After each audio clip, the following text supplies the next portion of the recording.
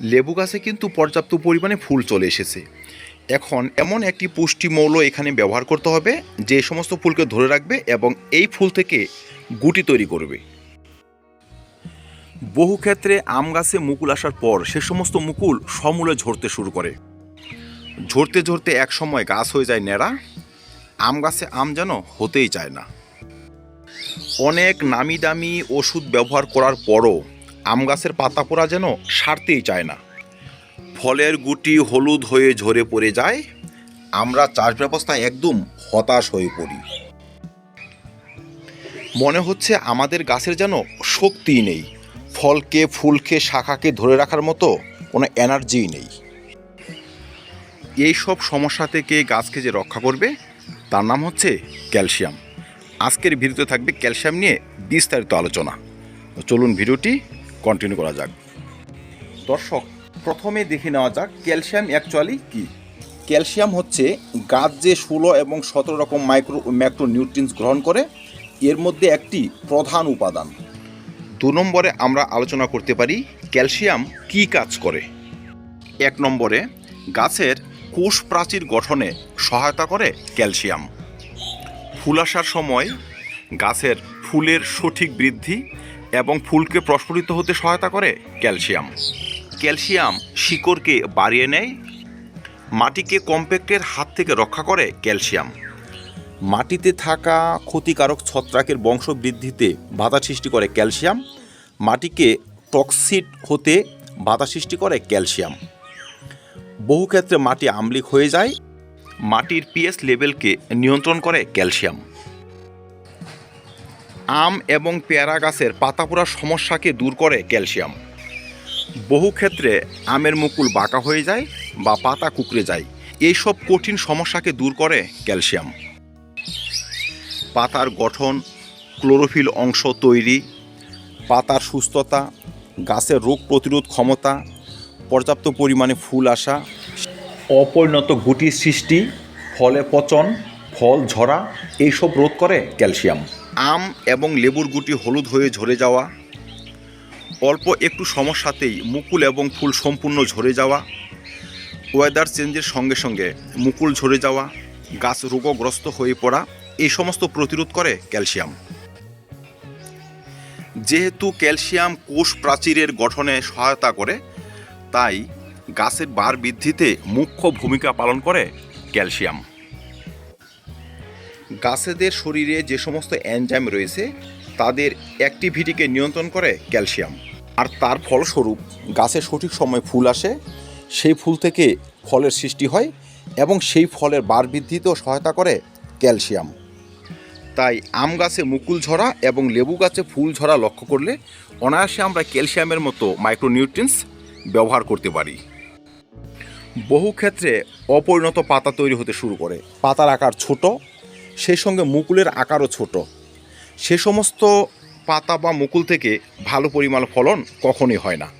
সেই সব রোধ করতেও আমরা ক্যালসিয়াম ব্যবহার করব। মুকুল আসার সময় গাছের সার্বিক সুস্থতাকে নিয়ন্ত্রণ করে ক্যালসিয়াম। তাই এই সময় জানুয়ারির লাস্ট বা ফেব্রুয়ারির ফার্স্ট এই সপ্তাহে কিন্তু আমরা ক্যালসিয়াম অবশ্যই ব্যবহার করব। প্রতিটা আম এবং লেবু গাছে ব্যবহার করব। তবে আমরা লেবু এবং আম গাছ থেকে পেতে পারি বাম্পার পরিমাণে আম এবং লেবুর ফলন। এবার চলুন দেখে নেই ক্যালসিয়াম আমরা কোথায় পাবো। দর্শক, ক্যালসিয়াম বিভিন্নভাবে পাওয়া যায়, বিভিন্ন সোর্সে থাকে। আমরা ক্যালসিয়াম নাইট্রেট বাজার থেকে কিনে এনে গাছে স্প্রে করতে পারি, টবের মাটিতে ব্যবহার করতে পারি। আমরা যে পান খাওয়ার চুন বিভিন্ন সময় টবের মাটিতে ব্যবহার করি সেখানেও রয়েছে ভরপুর ক্যালসিয়াম।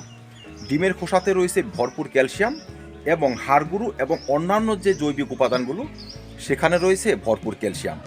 কিছু কিছু মাইক্রোনিউট্রিয়েন্টস রয়েছে যেমন মোমিন, এই সমস্ত উপাদানের মধ্যে সামান্য পরিমাণে ক্যালসিয়াম রয়েছে, তাই সেই সব আমরা ব্যবহার করতে পারি।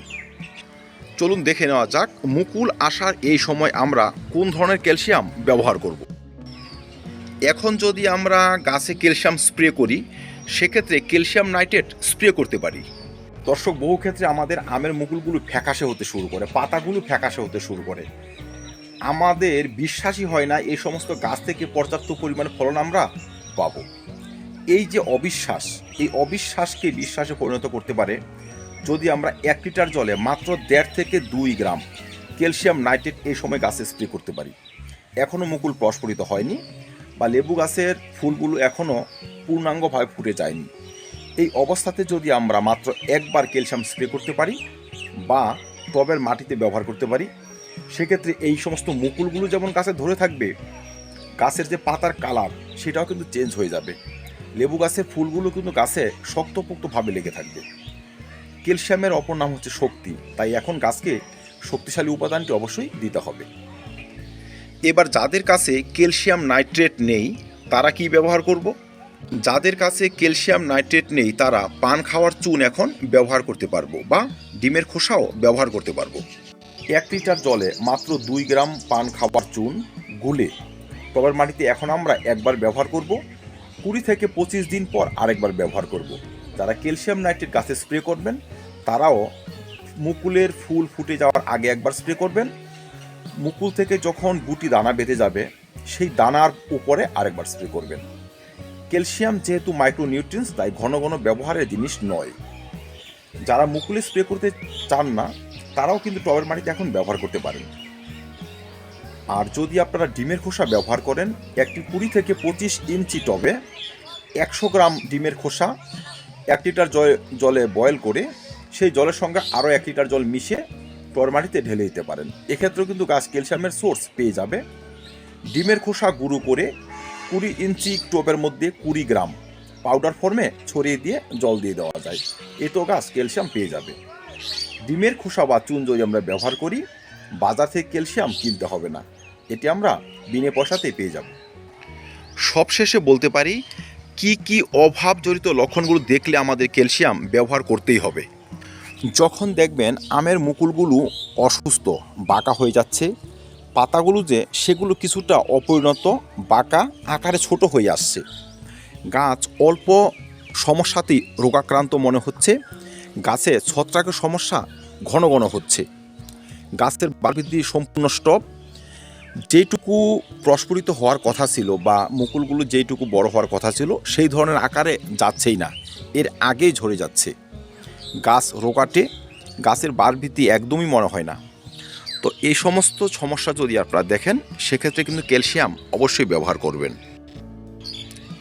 তবে দর্শক, যারা মাটি তৈরির সময় গাছ রিপোর্ট করার সময় পর্যাপ্ত পরিমাণে ক্যালসিয়াম সোর্স ব্যবহার করে থাকি বা পাতা পোড়ার সমস্যার জন্য চুনগুলা জল টবের মাটিতে ব্যবহার করে থাকি, তাদের আর এক্সট্রা ক্যালসিয়াম ব্যবহার করতে হয় না, কারণ তাদের পাতায় সেই সমস্ত সমস্যা ফুটেও ওঠে না, মুকুল সেই সমস্ত অসুস্থতায় ভোগেও না, তাই আমরা সেই সমস্ত গাছে আর ক্যালসিয়াম ব্যবহার করব না।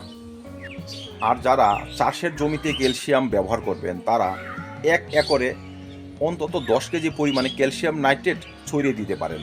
যারা মাটি তৈরির সময় চুন ব্যবহার করেন বা ব্লিচিং পাউডার মাটি শোধনে ব্যবহার করেন তাদেরও এক্সট্রা ক্যালসিয়াম ব্যবহারের প্রয়োজন নেই। কিন্তু দর্শক, আমরা ছাদ বাগানি, আমাদের টবে সঠিক পরিমাণে ক্যালসিয়াম রয়েছে সেই গ্যারান্টি কিন্তু আমরা কখনোই দিতে পারি না। তাই এই সময় যখন আমাদের লেবু গাছে এমন ফুল চলে আসবে বা আম গাছে মুকুলগুলো চলে আসবে, এই অবস্থাতে একবার এবং এই সমস্ত ফুল থেকে গুটি বাঁধার পর আরেকবার ক্যালসিয়াম আমরা অবশ্যই ব্যবহার করব। এতে গাছে দ্রুত গুটি সেট হবে এবং সেই গুটি ধরে থাকবে, আমরা পেয়ে যাব আম এবং লেবুর বাম্পার ফলন। তো দর্শক, ক্যালসিয়াম নিয়ে এত কিছু বলার নেই, টুকটাক আমরা সবাই জানি, শুধু আমাদের সময় করে তা ব্যবহার করতে হবে। তো ধন্যবাদ, দেখা হবে অন্য ভিডিওতে অন্য কোনো টপিক নিয়ে। ভিডিওটি ভালো লাগে লাইক এবং শেয়ার করে দেবেন, চ্যানেলটি সাবস্ক্রাইব করে পাশে থাকবেন। ভিডিওটি দেখার জন্য অসংখ্য ধন্যবাদ।